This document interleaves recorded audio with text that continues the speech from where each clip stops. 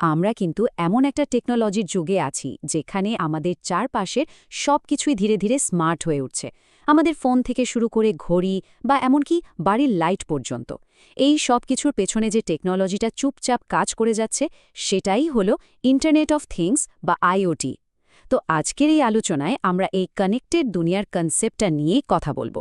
শুরুতেই একটা প্রশ্ন করা যাক, কেমন আমাদের চারপাশের একদম সাধারণ জিনিসপত্র, যেমন ধরুন একটা লাইট, একটা ফ্রিজ বা একটা গাড়ি, এগুলো কি নিজেদের মধ্যে কথা বলতে পারে? শুনতে হয়তো একটু অদ্ভুত লাগছে, কিন্তু এই ধারণাটাই হলো আমাদের আজকের আলোচনার মূল বিষয়। তো এই যে আমরা সারাক্ষণ আইওটি আইওটি শুনি, এই বাজওয়ার্ডটার আসল মানেটা কি? চলুন একদম সহজ করে এর ভেতরে ঢোকা যাক আর এর মূল ব্যাপারটা পরিষ্কারভাবে বোঝা যাক। একদম বইয়ের ভাষায় বলতে গেলে আইওটি হলো একটা বিশাল নেটওয়ার্ক যেখানে আমাদের প্রতিদিনের ব্যবহারের বিভিন্ন জিনিস ইন্টারনেটের সাথে কানেক্টেড থাকে, আর এই কানেকশনের মাধ্যমে তারা একজন আরেকজনের সাথে ডেটা বা তথ্য শেয়ার করতে পারে। মূল কথা হলো আমাদের চারপাশের ফিজিক্যাল জিনিস আর ইন্টারনেট দুনিয়ার মধ্যে একটা ব্রিজ তৈরি করে দেওয়া। এখন যদি আরও সহজ করে বলি, তাহলে ব্যাপারটা কি দাঁড়ায়? দাঁড়ায় যে আমাদের সাধারণ নন লিভিং জিনিসপত্রগুলো স্মার্ট হয়ে উঠছে। ওরা শুধু নিজেদের কাজই করছে না, ইন্টারনেটের মাধ্যমে একে অপরের সাথে কথাও বলছে, ঠিক যেমন আমরা একজন আরেকজনের সাথে কথা বলি। এর উদাহরণ তো এখন আমাদের হাতের কাছেই। যেমন ধরুন স্মার্ট লাইট, যেটা আমরা মোবাইল থেকে কন্ট্রোল করতে পারি, বা আমাদের হাতে থাকা স্মার্ট ওয়াচ, যেটা আমাদের হার্ট রেট ট্র্যাক করে। এমনকি এখন স্মার্ট ফ্রিজও আছে, যা বলে দিতে পারে কোন খাবারটা প্রায় শেষ। এই সবগুলোই কিন্তু আইওটির জলজন্ত উদাহরণ।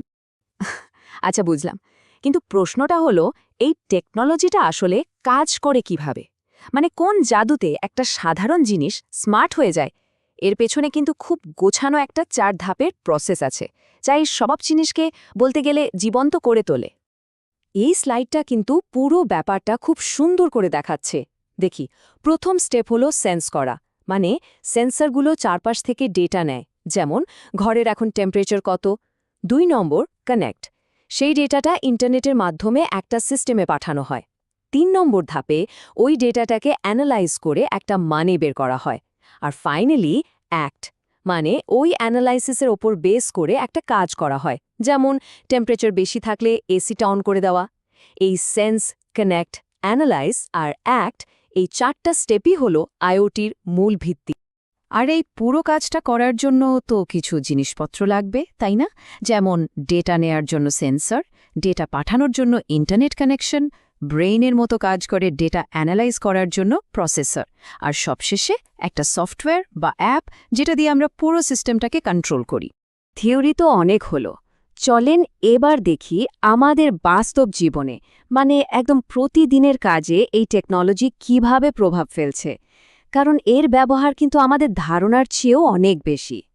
এর সবচেয়ে কমন উদাহরণ হল স্মার্ট হোম। একবার ভাবুন তো, আমরা অফিসে বসে আছি আর বাসা ঠান্ডা করার জন্য এসিটা অন করে দিলাম, অথবা কোনো গেস্ট আসলে চাবি ছাড়াই দরজা খুলে দিলাম। মোবাইল ফোনের এক ক্লিকে ঘরের লাইট জ্বালানো বা নেভানো, এই সব কিছুই এখন আইওটি এর কারণে সম্ভব হচ্ছে, যা আমাদের জীবনকে অনেক সহজ করে দিচ্ছে। শুধু আরামায়েশ না, স্বাস্থ্য খাতেও কিন্তু এর বিরাট একটা ভূমিকা আছে। আমাদের হাতে যে স্মার্ট ব্যান্ড বা ঘড়িটা থাকে, ওটা কিন্তু শুধু টাইম দেখায় না, সারাদিন আমরা কতটা হাঁটলাম, আমাদের ঘুমের সাইকেল কেমন, এমনকি হার্ট রেট পর্যন্ত ট্র্যাক করে। এই ডেটা দরকার হলে ডাক্তারদের কাছে পাঠিয়ে রিয়েল টাইমে হেলথ মনিটর করতেও হেল্প করে। ব্যাপারটা কিন্তু শুধু আমাদের ব্যক্তিগত জীবনেই থেমে নেই, এর ব্যবহার আরও অনেক বড় স্কেলে হচ্ছে। যেমন ধরুন কৃষিকাজ, যেখানে সেন্সর দিয়ে মাটির ময়েশ্চার মেপে অটোম্যাটিক্যালি জমিতে সেচ দেওয়া হচ্ছে। আবার বড় বড় শহরগুলোতে smart traffic system jam control করছে, আর স্মার্ট পার্কিং সিস্টেম সহজেই খালি পার্কিং স্পট খুঁজে দিচ্ছে। একটা পুরো শহরকে আরও এফিশিয়েন্ট করে তোলা হচ্ছে। আচ্ছা, যে কোনো পাওয়ারফুল টেকনোলজিরই কিন্তু একটা ভালো দিক আর একটা খারাপ দিক থাকে, তাই না? আইওটি একদিকে যেমন আমাদের জীবনটাকে অনেক সহজ করে দিচ্ছে, তেমনি এর কিছু রিস্কও কিন্তু আছে। একটা কমপ্লিট ছবি পেতে হলে আমাদের এর সুবিধা আর অসুবিধা দুটোই দেখতে হবে। দেখুন, একদিকে এটা অটোমেশনের মাধ্যমে আমাদের সময় আর এনার্জি দুটোই বাঁচাচ্ছে, যে কোনো জায়গা থেকে সবকিছু মনিটর করা যাচ্ছে।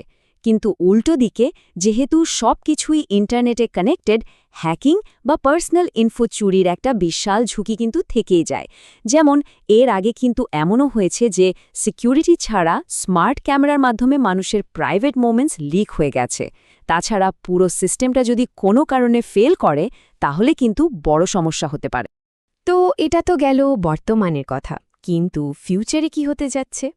কি হবে যখন এই আইওটি টেকনোলজি আরও উন্নত, আরও বুদ্ধিমান হয়ে উঠবে? চলেন ভবিষ্যতের দিকে একটু উঁকি দেওয়া যাক। ভবিষ্যতের চাবিকাঠিটা লুকে আছে ছোট্ট একটা ইকুয়েশনে, আইওটি প্লাস এআই, মানে আর্টিফিশিয়াল ইন্টেলিজেন্স। আর এই দুটো যখন একসাথে হয়, তখন কি তৈরি হয়? এমন সব ডিভাইস যা শুধু স্মার্ট না, রীতিমতো ইন্টেলিজেন্ট।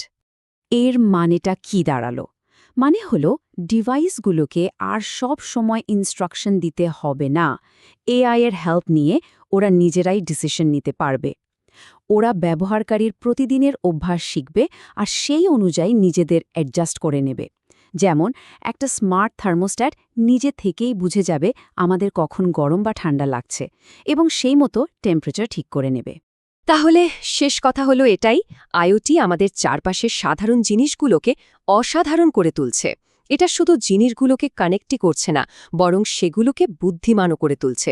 আমরা এমন একটা ভবিষ্যতের দিকেই যাচ্ছি যেখানে আমাদের চারপাশের সবকিছুই একে অপরের সাথে কানেক্টেড থাকবে। কিন্তু প্রশ্নটা হলো, এই যে একটা হাইপার কানেক্টেড দুনিয়া তৈরি হচ্ছে, এটা আমাদের জন্য কতটা নিরাপদ হবে? এটা কিন্তু ভাবার মতো একটা বিষয়।